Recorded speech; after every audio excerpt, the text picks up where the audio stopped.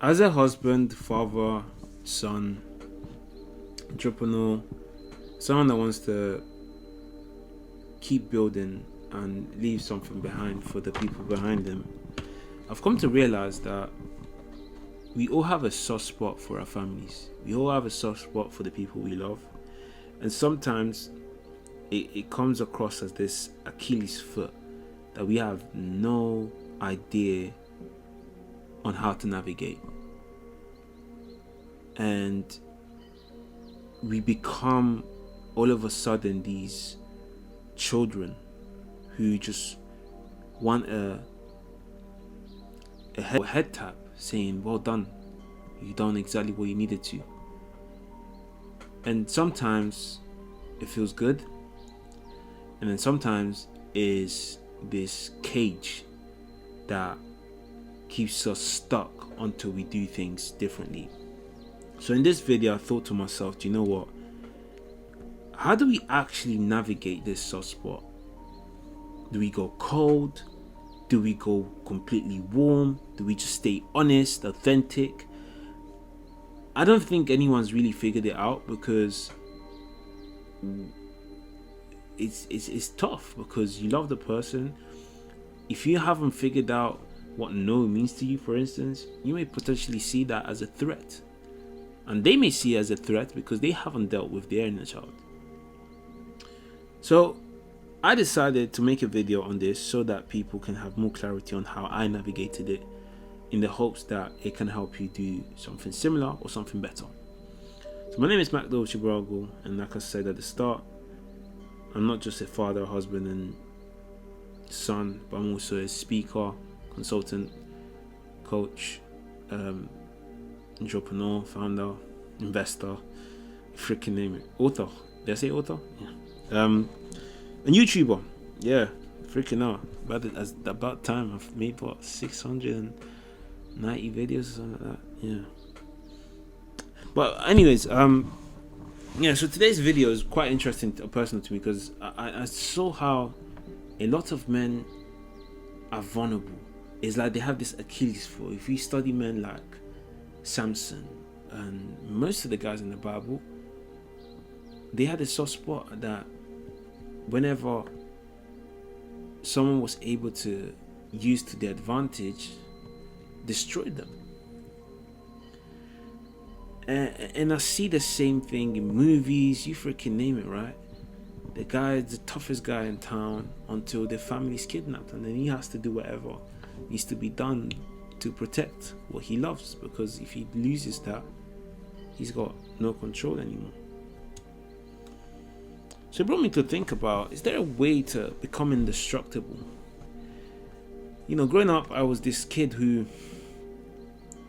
felt shame in needing help. Yeah.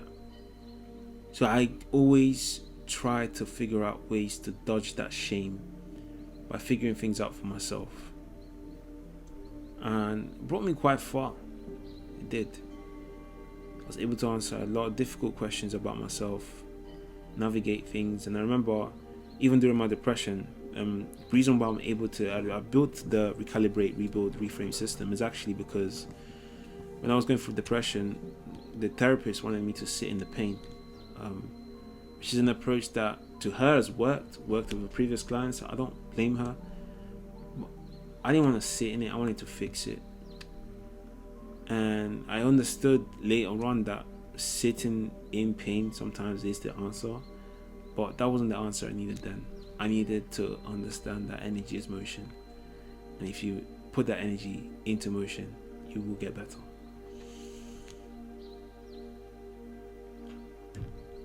So let's talk about soft spot, right? I love my family, my wife, and I love my dad, mum, sisters, brother, uncles, aunties. And I think as a firstborn, they were in this space where you want to look after them all. You want them all to be happy. You want all them to be well taken care of. And in that space, when they need help or when they need things, you're just like, oh, what do I do here? Do I rescue? Do I not rescue? I haven't always been able to assist how I wanted to, and that's forced me to carry in guilt that I shouldn't have carried. Because things happen, right? And that's what actually led me to losing my first 100k. It was, I wanted to look after 2 funerals at once, and I didn't have the mental bandwidth to be able to make the wise decision I needed to at the time. So what am I saying in essence here? I'm saying that your soft spot is very freaking expensive. You not understanding how to deal with that type of stuff is going to cost you. And when I mean cost you, I don't mean like a small expense. No, it's going to cost your ability to actually be present if you allow it to carry on. It's going to cost your business at some point. It's going to cost your ability to make clear decisions. It's going to cost your clarity, decision making. And I know people say, oh, life happens. I didn't want life to happen. I want to know that if life happens, I have the equipment to deal with it. So those are some of the questions that I had to answer before making this video, and the answer that I've generally got from it was this: before you look after anyone, understand that there's still a child inside of you, a child you made promises to. Whatever it is you decided you wanted to become, that child is still in there, and you neglecting him for the sake of everybody else doesn't make you a hero. Makes you scum.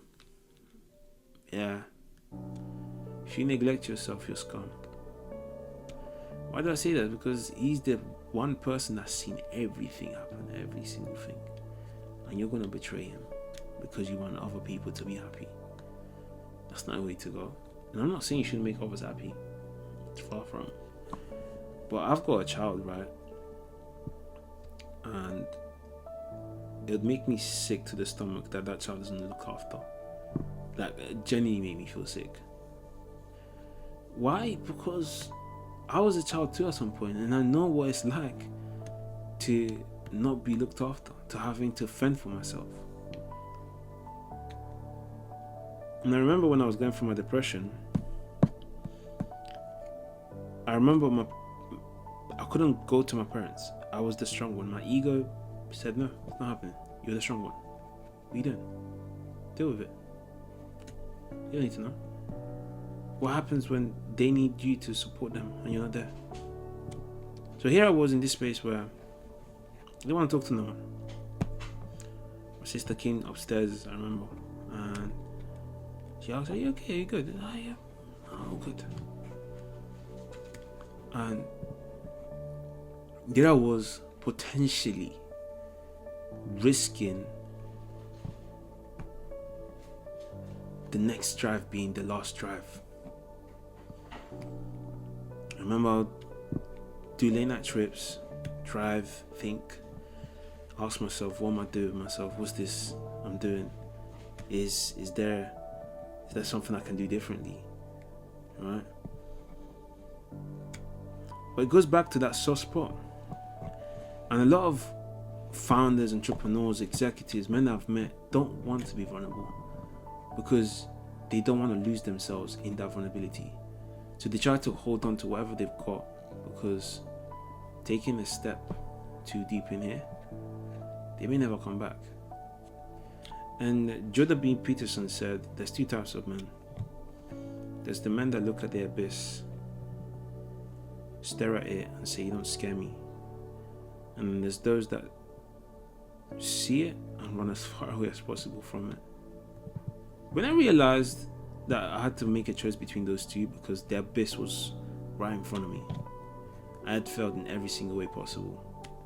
My identity, everything I stood for, became nothing overnight. I said, I can't let you intimidate me.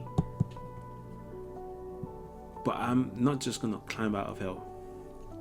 I'm gonna build some staircase so that I can help others climb out of hell too. And in the calls I do, the guys I work with, that's literally it. I love it. It's like I'm going back to that space where I'm that, come on, get out, come on, up, let's go. This has worked for friends, family members that have been sectioned too, right? But let's go back to that soft spot. The soft spot for me, the way to deal with it is understand that it's all connected. I made a video on the stages of ego. And as someone, I consider I'm probably an autonomous, individualistic-ish, so 6, 7. I say I'm integrated sometimes, especially in the mornings. But then it kind of comes down when you allow reality to battle you up a bit.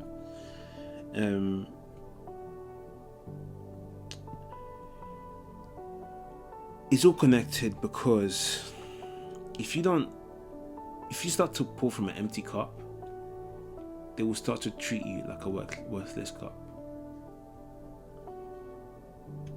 Not because they don't like you, but because you're telling them that you don't matter. So, okay. I mean, as long as I get what I need to get, I hope you're good though. Probably heard that before. Yeah. What I'm saying here is this. Don't just pour into yourself. Understand that soft spot is the bridge between your inner child, the people you love, and the future you freaking want to build. And as long as they're all well interconnected amongst each other, that soft spot is a good spot. The moment you try to balance one and kill the other, or disregard this and keep that, the bridge starts to fall. When the bridge starts to fall, your ability to maintain that soft spot and make clear decision does too. So, build a bridge, look after your inner child, and keep pouring into yourself from a place of abundance. Those are the 3 things I wish someone had told me.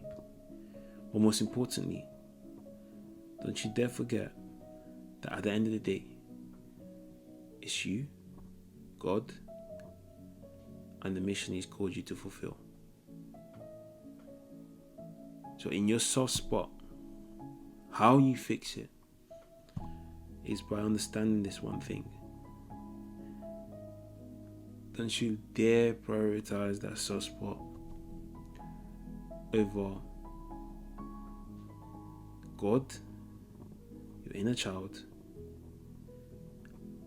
and your ability to give effectively to the people you love.